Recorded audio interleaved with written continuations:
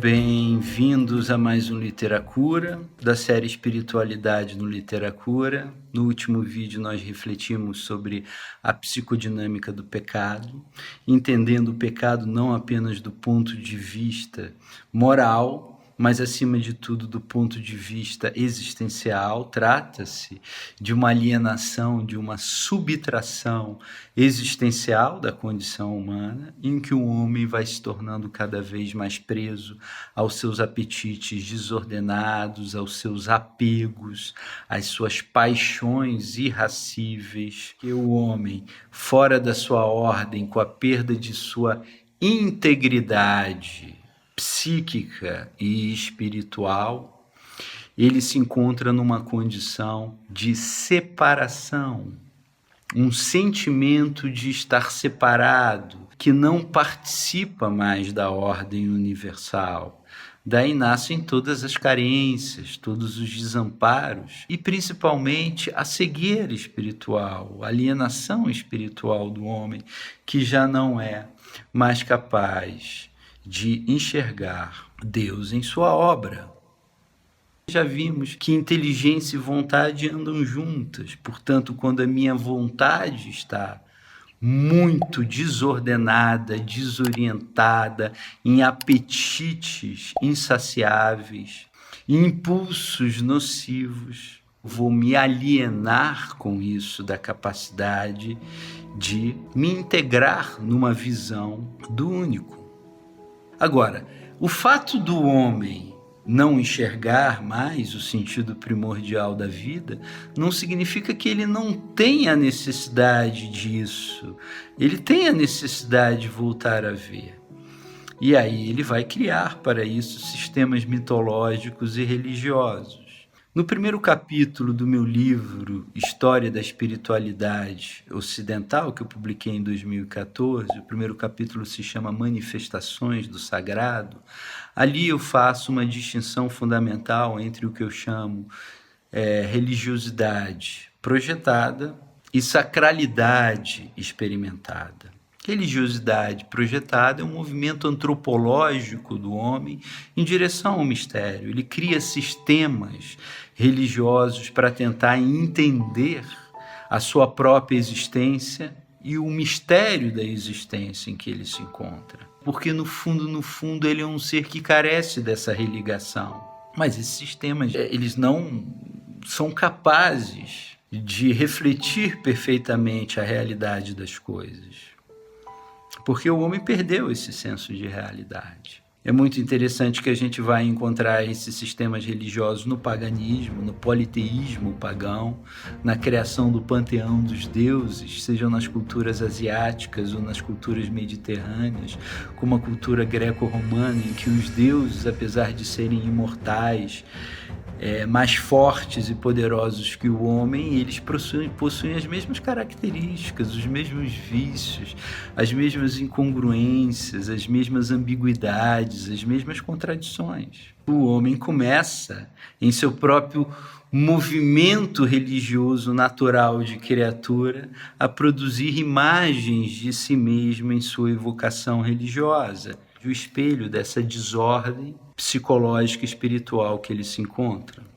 Muito diferente é aquilo que nós podemos chamar de sacralidade experimentada, que é quando o homem se vê diante do mistério, o mistério se manifesta a psique do homem, a confronta, a seduz, a atrai. A gente vai encontrar esse tipo de experiência dentro da tradição abraâmica, por exemplo, que é aquela tradição que funda o caminho dos hebreus, a experiência hebraica.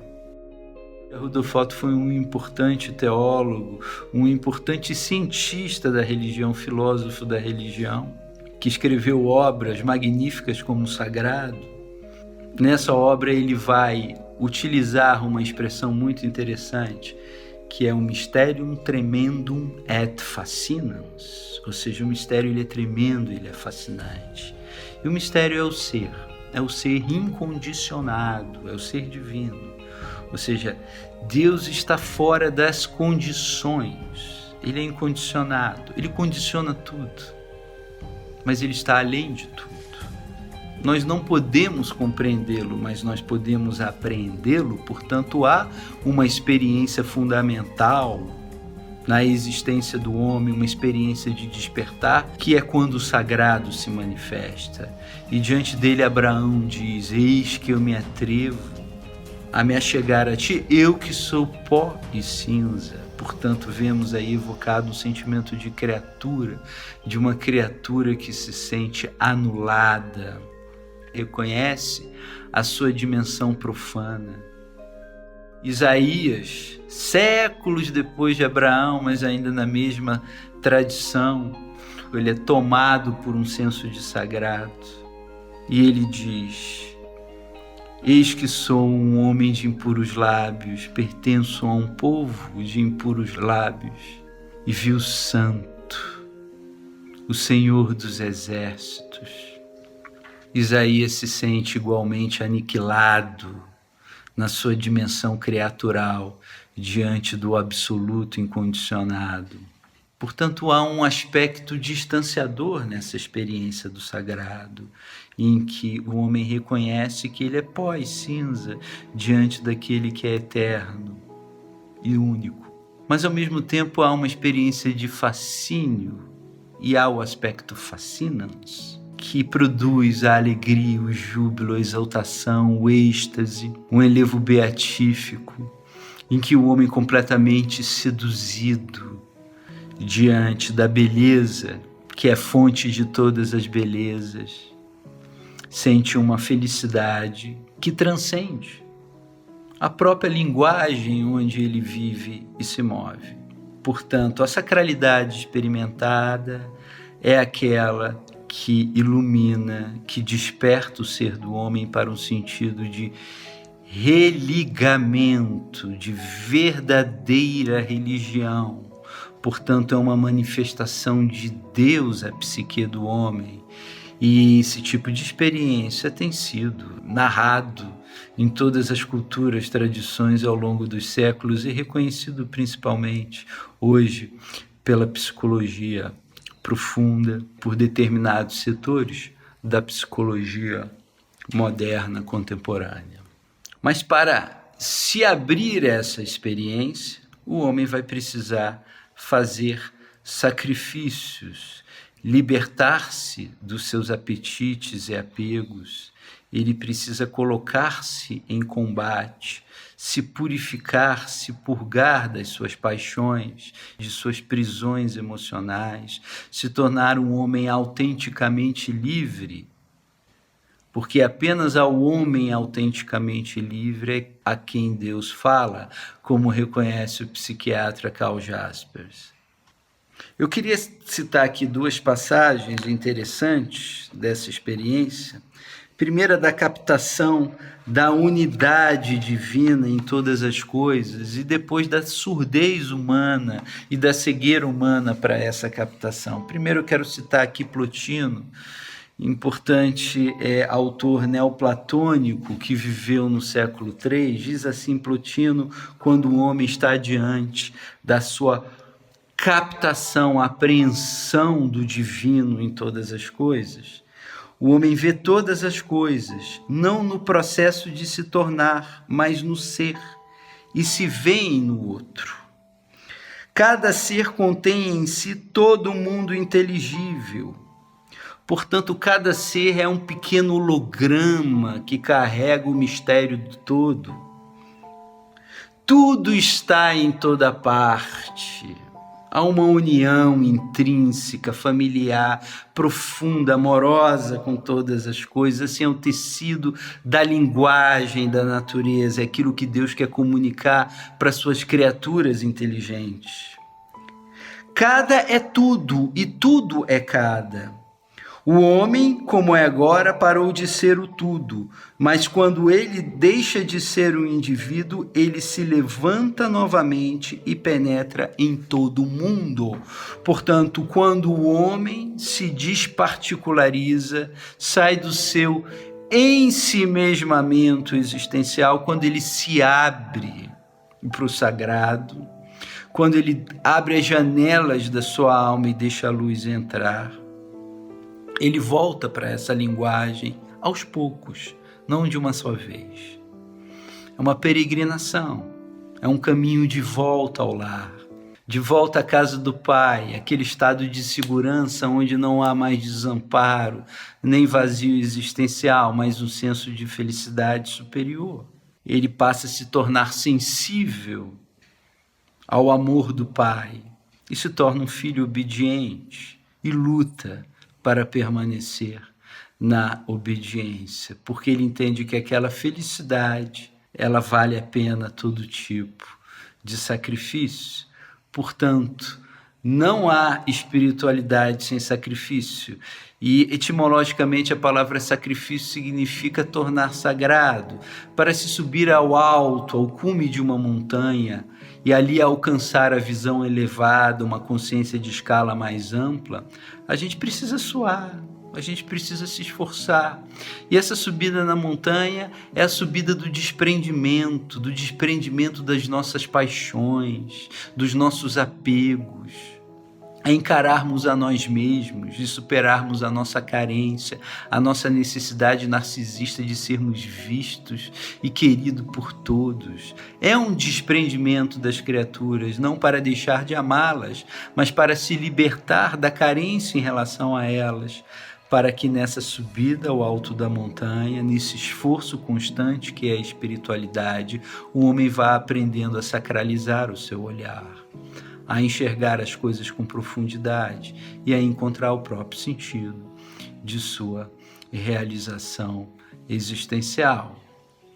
Eu quero citar aqui um outro autor, já do século XVI, um importante teólogo reformador alemão, muito místico, chamado Hans Denk, em que ele vai, por outro lado, ter uma fala que serve de contrapartida para aquilo que eu li acerca de Plotino aqui. Diz assim Hans Denk: ó meu Deus, como acontece nesse pobre e velho mundo, que sejais tão grande e, contudo, ninguém vos descubra, que chameis tão alto e ninguém vos ouça, que estejais tão perto e ninguém vos sinta, que vos deis a todos e ninguém saiba vosso nome. Os homens fogem de vós e dizem que não vos acham, viram suas costas e dizem que não podem vos ver, fecham seus ouvidos e dizem que não podem vos ouvir. Essa sentença de Hans Denk está muito próximo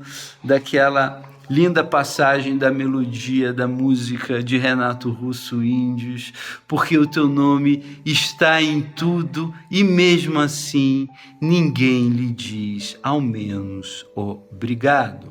Portanto, espiritualidade é abertura, é desapego, é desprendimento e é luta para ver o sumamente belo, para captar e se unir ao sumo bem. Para que o homem chegue a Deus, ele precisa esquecer de si. Ele já não é mais o seu próprio centro. Convém que o homem diminua e ele cresça no homem, porque só assim o homem vai ser feliz. O homem só será feliz cheio de sagrado, cheio de Deus, cheio de do ser que não passa. Completando aqui, finalizando essa reflexão do Literacura de hoje, eu quero chamar a atenção para aquela passagem no Evangelho em que Jesus diz: porque onde está o vosso tesouro, está o vosso coração. O vosso coração está no eterno, no passageiro, porque no passageiro você vai passar. Você vai deixar de ser naquilo que passa, ao passo que você será naquele que é e que permanece. E uma sentença complementar a essa fala de Jesus, dita pelo mesmo Jesus em outra passagem, e que é fundamental, ele diz o seguinte: porque aquele que tem ainda lhe será dado, e aquele que não tem, até o que julga ser, lhe será tirado. Portanto, aquele que tem a visão do alto, que tem abertura para Deus, a esse lhe será dado. Aquele que ambiciona, a ambição dos santos, que é a ambição mais elevada, que é a ambição pelo santo, pelo único, pelo verdadeiro. Esse receberá em abundância, a esse lhe será dado. Mas aquele que não tem, ou seja, aquele que apenas mira no que é passageiro, no que é transitório, no que é efêmero, no que é pequeno, no que é vulgar, e se perderá até aquilo que julga ter. Curta um vídeo, assine um canal e até o próximo Literacura.